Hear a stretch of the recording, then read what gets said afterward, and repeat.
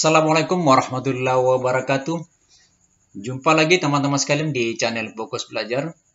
Pada pertemuan kali ini saya akan menjelaskan kepada kalian semua tentang bocoran soal yang keluar pada hari kelima kemarin, khususnya materi tentang TWK, di mana soal-soal ini teman-teman sekalian adalah merupakan soal-soal yang mirip dengan soal yang keluar kemarin. Oke, tidak usah berlama-lama, kita masuk ke soal yang pertama. Ancaman merupakan usaha atau kegiatan yang dilakukan dari dalam atau luar negeri yang dinilai dapat membahayakan kedaulatan negara, keutuhan wilayah negara, dan keselamatan bangsa. Terdapat dua bentuk ancaman, yaitu ancaman militer dan ancaman non-militer. Salah satu dari ancaman militer adalah titik-titik. A. Gerakan separatis GAM, Gerakan Aceh Merdeka. B. Provokasi terhadap beberapa kelompok. C. Blokade politik. D. Ancaman berdimensi budaya. C. Ancaman berdimensi politik. Ya, teman-teman sekalian, perlu dipahami bahwa ancaman terhadap sebuah kedaulatan negara itu ada dua bentuk. Pertama adalah ancaman berbentuk militer dan ancaman berbentuk non-militer. Kalau berbentuk militer, itu bisa saja sepertinya dia menggunakan dalam bentuk kekuatan fisik, seperti menggunakan senjata, sabotase, dan nirmiliter. Itu salah satu bentuk yang militer punya, menggunakan kekuatan senjata. Kalau bentuk non-militer, itu termasuk dalam bentuk provokasi, blokade politik, ancaman berdimensi sosial budaya, itu termasuk dalam non-militer. Ancaman berdimensi politik. Nah, kalau begitu teman-teman sekalian di sini, karena ini A adalah gerakan separatis GAM pada masanya dulu, dia menggunakan kekuatan militer ini, maka jawabannya benar untuk soal nomor 1 ini, teman-teman sekalian, adalah di A, gerakan separatis GAM atau gerakan Aceh Merdeka. Nomor 2 tentang integritas, teman-teman sekalian. Perhatikan unsur berikut. 1. Aktif dalam diskusi kelompok. 2. Melaksanakan piket kelas. 3. Masuk sekolah tepat waktu. 4. Mematuhi peraturan sekolah. 5. Menghormati orang tua. 6. Menjaga keamanan rumah. 7. Mengembalikan barang pada tempatnya. Yang termasuk integritas di lingkungan sekolah adalah titik-titik. A. 1, 2, dan 3. B. 1, 4, 5. C. 2, 3, 6. D. 2, 3, 7. E. 4, 5, dan 7. Dari soal ini teman-teman sekalian bisa dilihat bahwa wujud integritas itu ada dua jenis ini. Yang pertama ada integritas yang penerapannya di lingkungan sekolah, dan ada penerapannya dalam bentuk di luar sekolah atau di lingkungan keluarga. Itu dua jenis bentuknya. Nah, sekarang kita bisa pilah-pilahkan ini di sini, yang mana yang termasuk dalam penerapan integrasi di lingkungan sekolah dan penerapan integritas di lingkungan keluarga atau rumah. Aktif dalam diskusi kelompok, ini termasuk dalam integritas lingkungan sekolah ya, teman-teman sekalian. Kemudian melaksanakan piket kelas, itu juga sekolah. C3 ini masuk sekolah tepat waktu, ini juga integritas di sekolah. Kemudian 4, mematuhi peraturan sekolah, ini juga integritas sekolah. Kemudian 5, menghormati orang tua, ini di lingkungan keluarga atau rumah. Menjaga keamanan rumah termasuk juga integritas di lingkungan keluarga atau rumah. Mengembalikan barang pada tempatnya, ini termasuk integritas di lingkungan keluarga. Jadi bisa dipastikan bahwa ini 3-4 dia termasuk integritas sekolah. Kemudian 5, 6, 7 ini termasuk integritas keluarga punya. Jadi teman-teman sekalian bisa dicek bahwasanya yang benar untuk jawaban ini adalah A ini. 1, 2, dan 3 ini termasuk dalam integritas di lingkungan sekolah. Ya, begitu teman-teman sekalian cara menjawabnya itu.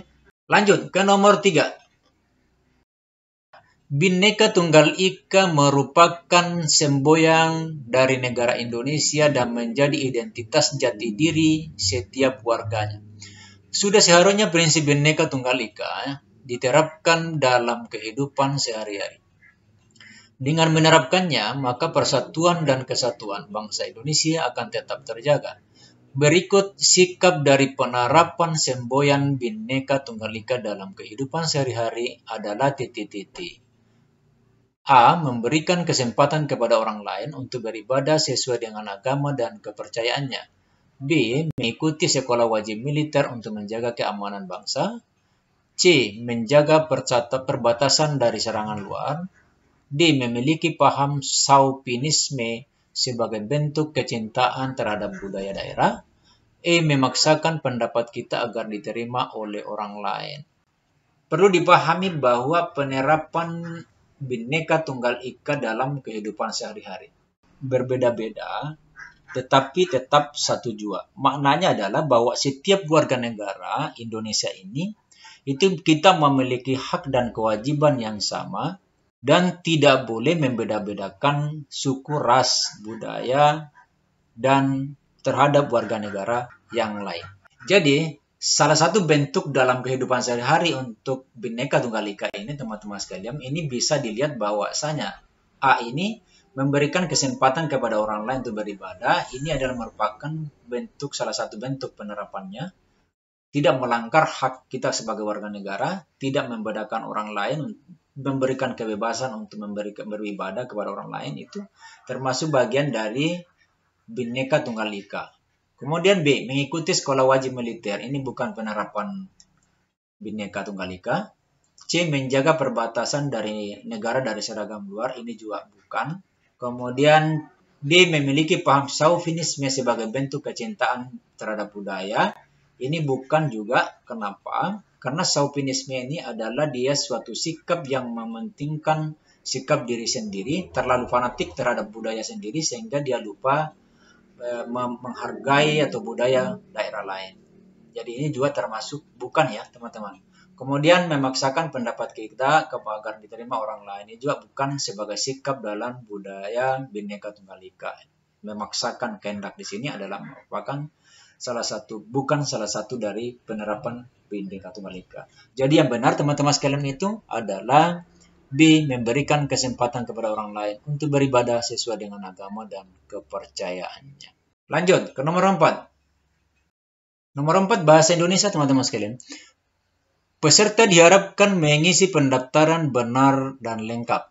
Formulir yang tidak lengkap akan menyebabkan pendaftaran tidak dapat diproses. 3. Jadi, pastikan semua kolom terisi dengan informasi yang diperlukan. Manakah kalimat yang tidak efektif dalam paragraf tersebut? A.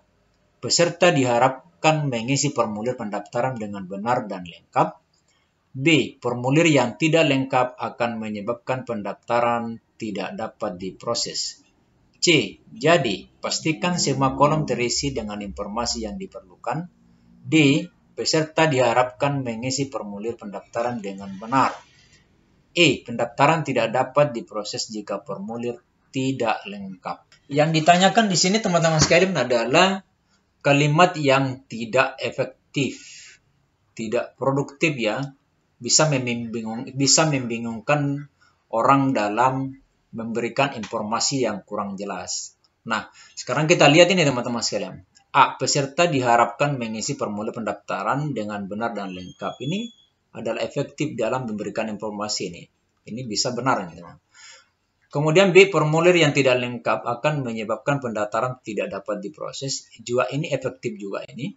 C. Jadi, pastikan semua kolom terisi dengan informasi yang diperlukan. Ini agak kurang dan membingungkan teman-teman sekalian. Kata jadi dan pastikan ini tidak langsung mengena dengan informasi yang diberikan. Ini agak kurang ini. Kurang efektif nih kalau bentuk bunyinya seperti ini teman-teman sekalian. Kita checklist dulu salah nih. Peserta diharapkan mengisi, ini juga benar ini, efektif juga. Pendaftaran tidak dapat diproses jika formulir tidak lengkap. Ini juga bagus. Di antara kalimat ini teman sekalian, yang paling kurang informasinya tentang efektif atau tidaknya itu adalah di C ini. Jadi pastikan semua kolom terisi dengan informasi yang diperlukan. Kira-kira begitu teman. Oke, lanjut ke nomor 5. Nomor 5. Aparatur instansi kementerian atau pegawai negeri sipil akan dikenakan peraturan yang sama. kalimat efektif yang tepat untuk menggantikan kalimat di atas adalah titik-titik. A. Baik aparatur instansi kementerian maupun pegawai negeri sipil akan tunduk pada peraturan yang seragam. B. Peraturan yang berlaku akan sama baik bagi peraturan kementerian maupun pegawai negeri sipil. C. Peraturan yang berlaku akan seragam baik untuk aparatur instansi kementerian maupun pegawai negeri sipil. D. Aparatur instansi kementerian dan pegawai negeri sipil akan tunduk pada peraturan yang sama. E. Peraturan yang berlaku akan diterapkan dengan seragam pada aparatur instansi kementerian dan pegawai negeri sipil. Oke, teman-teman sekalian. Yang ditanyakan di sini adalah kalimat efektif yang tepat untuk menggantikan informasi di atas ini. Yang benar ini kan di atas sudah kalimat efektif, tetapi dia memintanya ini kalimat yang paling tepat untuk menggantikan kalimat di atas ini tetap menjadi kalimat yang efektif. Artinya informasinya yang sangat jelas. Kita lihat, A ini baik aparatur instansi kementerian maupun pegawai negeri sipil akan tunduk pada peraturan yang seragam. Lumayan juga bagus ini kalimatnya, tetapi penekanannya di sini tentang peraturan yang seragam ini belum full ini, tidak 100% ya, 90% ini perintahnya. Kemudian B, peraturan yang berlaku akan sama baik aparatur instansi maupun pegawai negeri sipil. Ini juga kurang ya. Kemudian peraturan yang berlaku akan seragam baik untuk aparatur instansi kementerian maupun pegawai negeri sipil. Ini juga kurang mengena. Tetapi dia masih sudah lumayan efektifnya. Kemudian D, aparatur instansi kementerian dan pegawai negeri sipil akan tunduk pada peraturan yang sama. Ini juga masih sangat kurang. Masih kurang efektif di sini. Kemudian B, peraturan yang berlaku akan diterapkan dengan seragam pada aparatur instansi dan pegawai negeri sipil. Nah, ini bisa kita lihat ini teman-teman, kalimat sampai di sini.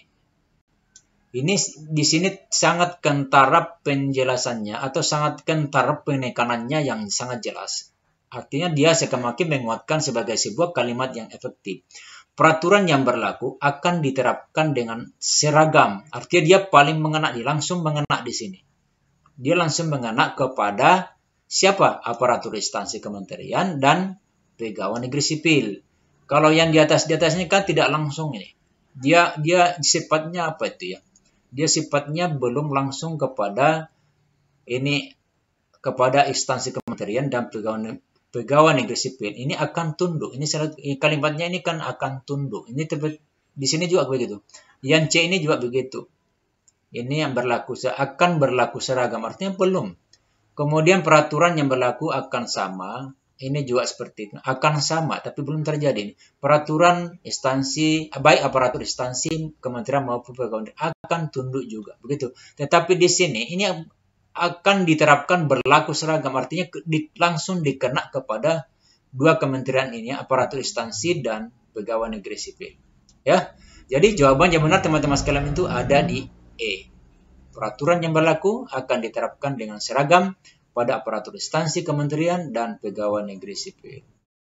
Oke teman-teman sekalian, demikian. Wassalamualaikum warahmatullahi wabarakatuh.